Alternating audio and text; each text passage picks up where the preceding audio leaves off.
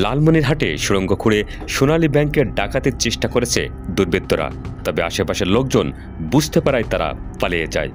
সোমবার রাত 12টার দিকে সদর উপজেলার বড়বাড়ি সোনালী ব্যাংক শাখায় এ ঘটনা ঘটে।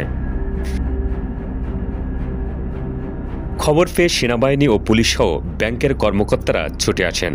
ব্যাংক থেকে টাকা সহ অন্য কিছু খোয়া গেছে কিনা তা জানতে অনুসন্ধান চালায় ব্যাংক কর্তৃপক্ষ, পুলিশ ও সেনাবাহিনী।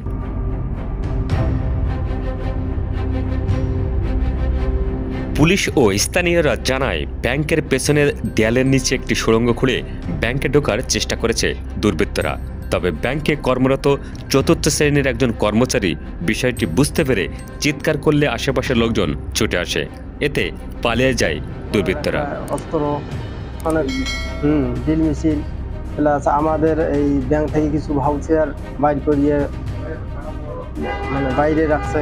আমার যেখানে দেখতেছি আমি অবশ্যই তারা ব্যাংক ডাকাতির উদ্দেশ্যে এখানে আসছে। এইভাবে সুড়ঙ্গ করে ব্যাংক ডাকাতি হয় একদম টিভিতে দেখছিলাম, বগুড়া কোথায় যে ডাকাতি হলে ছিল বড় বড় শহরে, এইটাই জানতাম, কিন্তু এই মফস্বলে গ্রামের ব্যাংকে এই ডাকাতি হবে এটা প্রথম দেখলাম। লালমনিরহাট সদর থানার ওসি মোহাম্মদ নূর নবী ঘটনার সত্যতা নিশ্চিত করেছেন। তিনি বলেন, তদন্ত চলছে, তবে টাকা খোয়া যাওয়ার কোনো তথ্য পাওয়া যায়নি।